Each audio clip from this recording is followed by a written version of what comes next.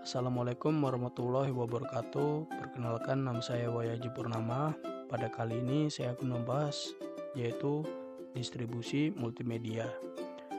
Yang terdapat pada bahasan kali ini yaitu ada proses distribusi multimedia, information kiosk, interaktif CD, on demand atau download, lalu yang terakhir ada live broadcast atau streaming media. Proses distribusi multimedia dibagi menjadi 4, yaitu representation medium, yang dimana ditentukan oleh pengembang berupa informasi multimedia. Yang kedua ada storage medium, pembawa data yang mempunyai kemampuan untuk menyimpan informasi. Selanjutnya ada transmission medium, pembawa informasi yang memungkinkan terjadinya transmisi data secara kontinu.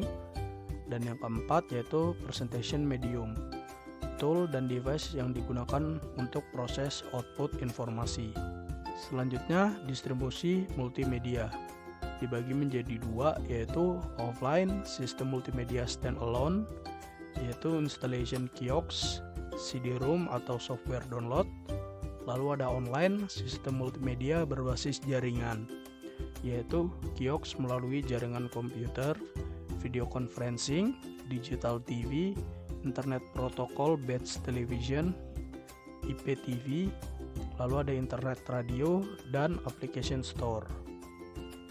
Lalu apa saja distribusi offline? Information kiosk. Sebuah kiosk adalah sebuah terminal berbasis komputer yang digunakan untuk memberikan informasi atau jasa, biasanya di tempat umum. Sistem kiosk digunakan dalam berbagai aplikasi, termasuk direktori informasi, self-service terminal, katalog elektronik, terminal akses internet, panduan wisata, dan banyak lagi. Ini adalah contoh kiosk. Dapat diperhatikan pada gambar yaitu ada sebuah iklan seluler One. Lalu ini juga ada iklan yang berupa Welcome to the Patient Education System. Lalu ini juga ada yang berupa wisata atau panduan wisata.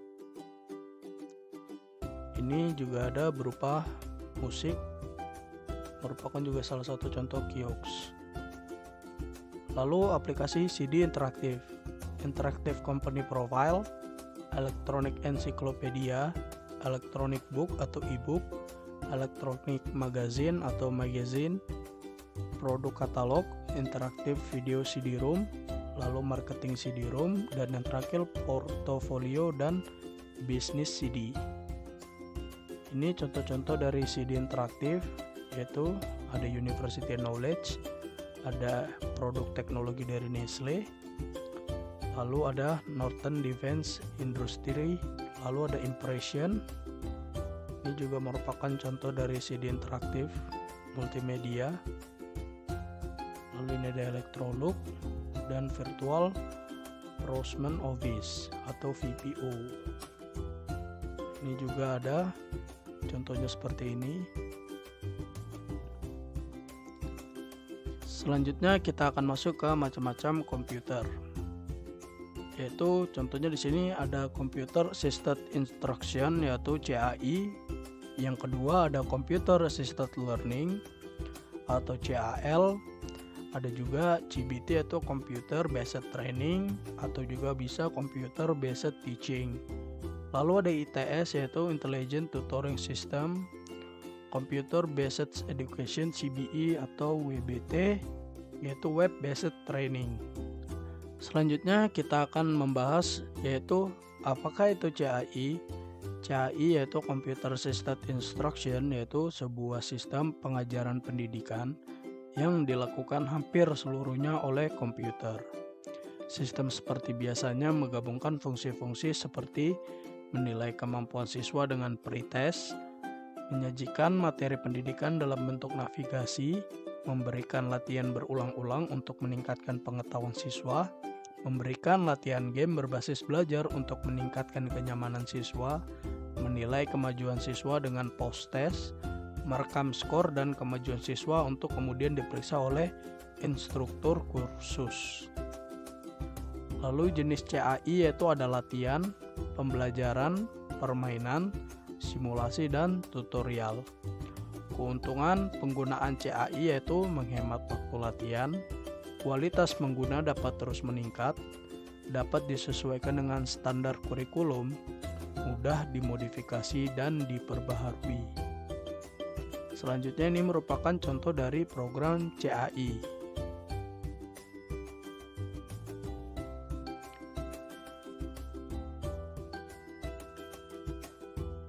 Lalu yang kedua ada distribusi online.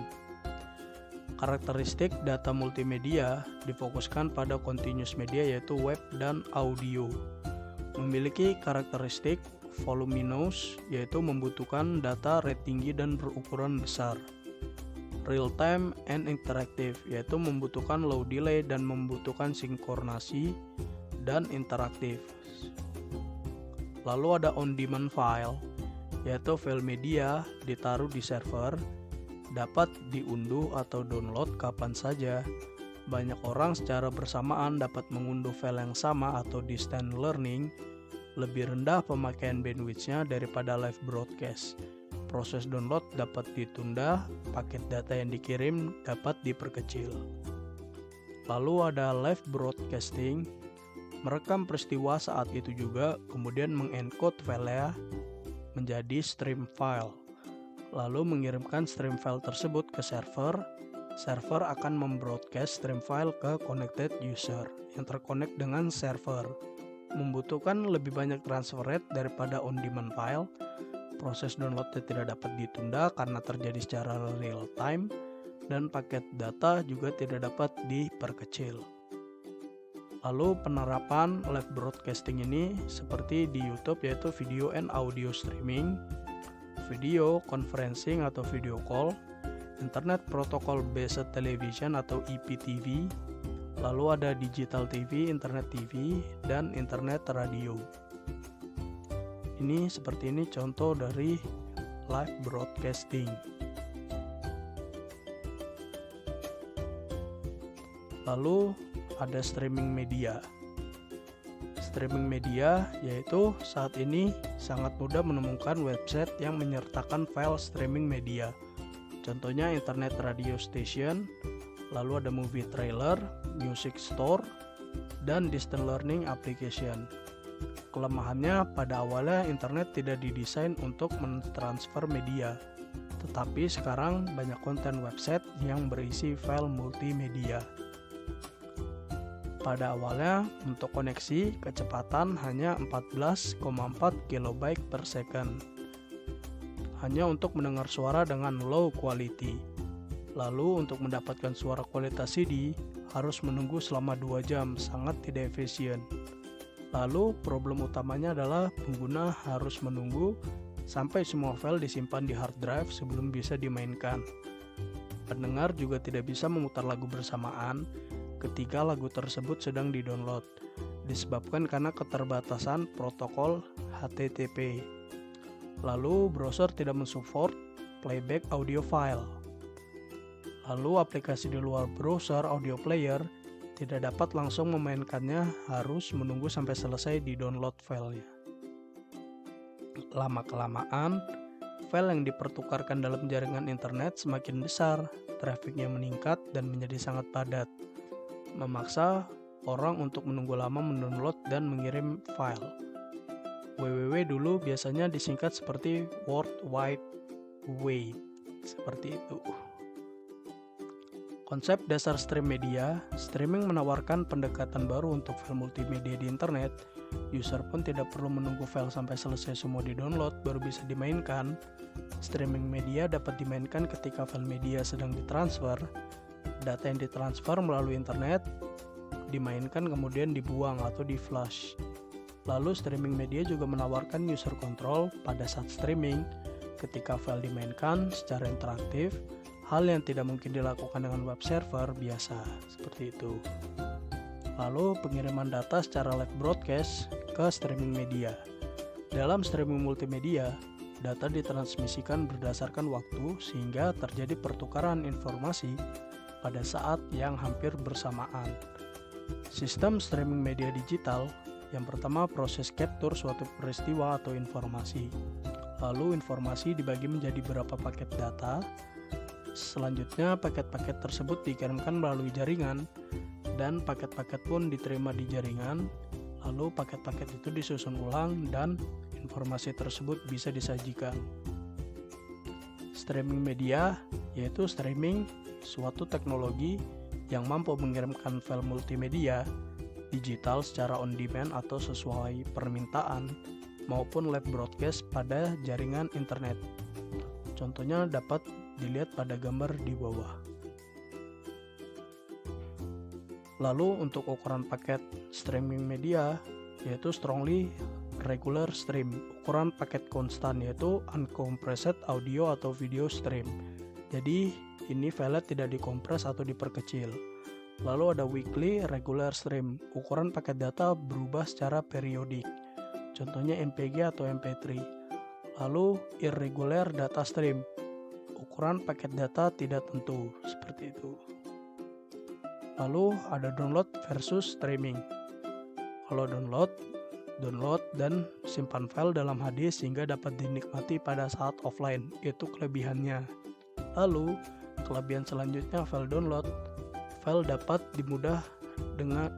mudah dikopi ke pengguna lainnya. Lalu tidak bisa ditonton secara real time, itu kekurangannya. Lalu waktu download lama baru file bisa dimainkan, jadi file harus selesai di download dulu baru bisa di play. Lalu yang selanjutnya ada rawan pembajakan, piracy atau tidak ada copyright protection. Jadi itu merupakan kekurangan dan kelebihan dari download. Kalau streaming memiliki kelebihan seperti klik langsung dan langsung juga dimainkan file pada saat itu. Mendukung live broadcast karena real time. Lalu yang ketiga ada mendukung user interactivity pada saat streaming. Lalu yang keempat ada mendukung copyright protection. Jadi dilindungi oleh undang-undang yang berlaku. Lalu kekurangannya hanya dapat dilihat pada saat online atau terhubung dengan jaringan. Lalu yang kedua ada file dihapus setelah dimainkan, tidak dapat dimainkan kembali secara offline, seperti itu. Lalu ada stream media system komponen. Stream media dapat dibentuk dari beberapa software yang berkomunikasi pada level yang berbeda. Basic streaming media system terdiri dari 3 komponen, yaitu encoder, software yang mengkonversi file multimedia ke format yang dapat di-streamkan. Lalu ada server, software yang mengirimkan stream kepada user member. Baru ada player, software yang digunakan untuk menjalankan streaming media. Ketiganya berkomunikasi menggunakan protokol internet khusus. Lalu streaming media proses dibagi menjadi 4, yaitu creation, membuat audio atau video konten yang akan di-streaming, encoding, mengkonversi raw file menjadi format yang dapat di-streaming, lalu authoring, yaitu mendesain bagaimana media akan disajikan. Lalu yang keempat ada servering, meletakkan file pada server dan mempublishnya di internet. Ini merupakan contoh dari stream management system komponen. Lalu kita masuk ke encoder, yaitu sebelum file multimedia dapat dimainkan pada streaming media, raw media harus dikonversi ke format yang dapat di-streamingkan melalui internet. Dilakukan dengan streaming media encoder. Prosesnya bernama encoding. Encoding juga melibatkan proses mengurangi jumlah data atau kompresi menjadi lebih ringan dan kecil untuk di-streamingkan melalui internet. Lalu ada server, yaitu segera setelah file selesai di-encoding, file pun ditaruh ke dalam streaming management server. Streaming management server hampir sama dengan web server yang bisa menghandle request dari multiple client. Setelah web server mengirimkan file ke browser, koneksi antara web server dan browser terputus. Server management server menggunakan two-way connection. Protokol. Pada level yang paling bawah, Anda harus mempunyai metode untuk mengirimkan SM file melalui internet dan bagaimana server dan player dapat berkomunikasi. HTTP, standar protokol untuk deliver web pages, tidak cocok untuk SM. Untuk SM ada protokol yang ada tapi belum distandarkan, yaitu Apple QuickTime dan Real System menggunakan RTSP, yaitu Real Time Streaming Protocol. Microsoft menggunakan MMS, yaitu Microsoft Media Service. Baru ada Codex. Setelah streaming media data di-unpack atau disusun kembali, streaming media player harus di-decode data multimedia sebelum dimainkan, yaitu yang bernama decoder. Ini dilakukan oleh aplikasi kecil atau library codec. Tentu saja perubahan ukuran file juga akan mempengaruhi kualitas dari file tersebut. Bisa jadi kualitasnya menurun atau meningkat seperti itu.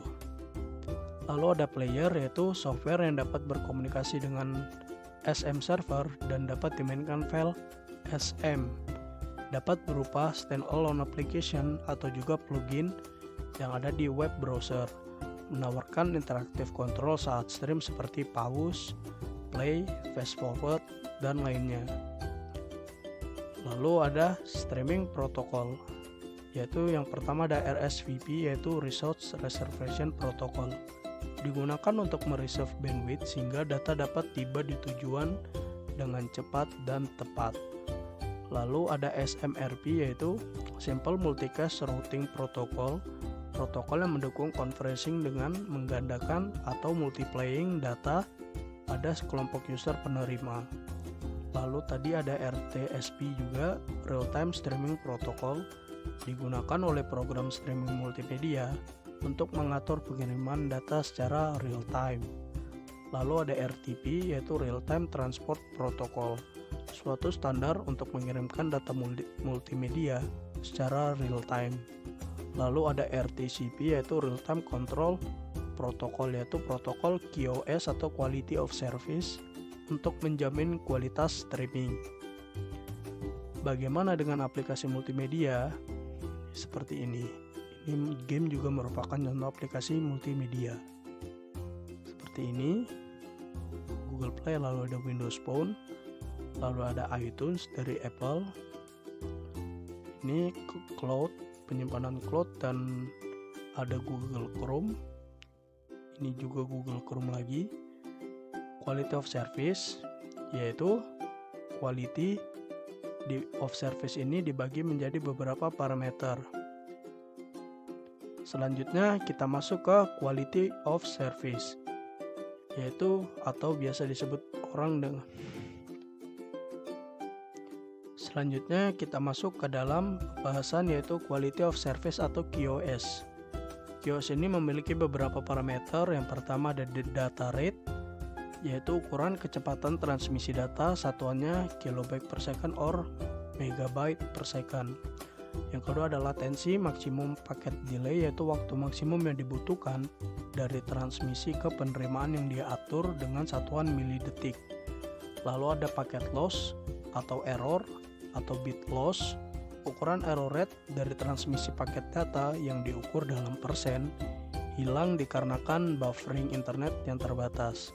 Lalu ada jitter, ukuran delay permintaan paket yang melambangkan smoothness dari audio atau video playback.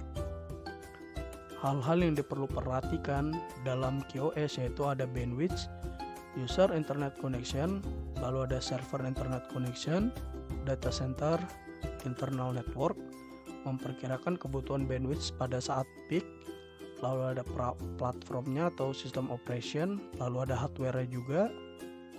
Jadi itu saja pembahasan pada kali ini.